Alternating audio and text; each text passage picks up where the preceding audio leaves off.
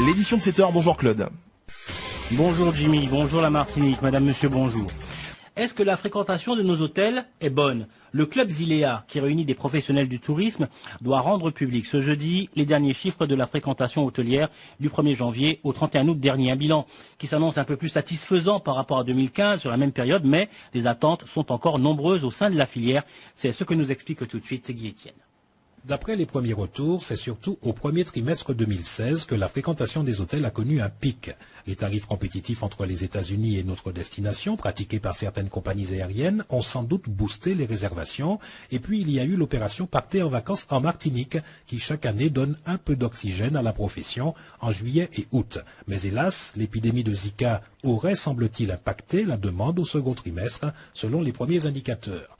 Les professionnels attendent maintenant avec impatience les effets concrets du schéma hôtelier et para-hôtelier dévoilé par le Comité martiniquais du tourisme en mars 2015, un schéma censé introduire une nouvelle dimension territoriale impliquant davantage les municipalités avec comme dénominateur commun le tourisme durable.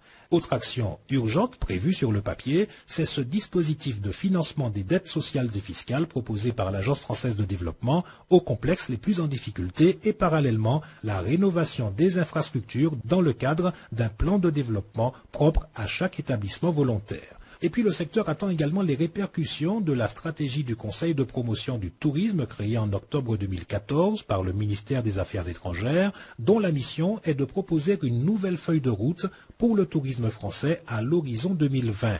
L'outre-mer, qui à l'origine avait été bizarrement presque oublié par ce Conseil, est bien entendu concerné. L'ex-ministre Georges Paul-Langevin est d'ailleurs monté au créneau pour demander que la filière ultramarine soit intégrée au projet. Reste à savoir si toutes ces promesses seront tenues, soupirent les professionnels de l'hôtellerie martiniquaise. Martinique première, 7h09.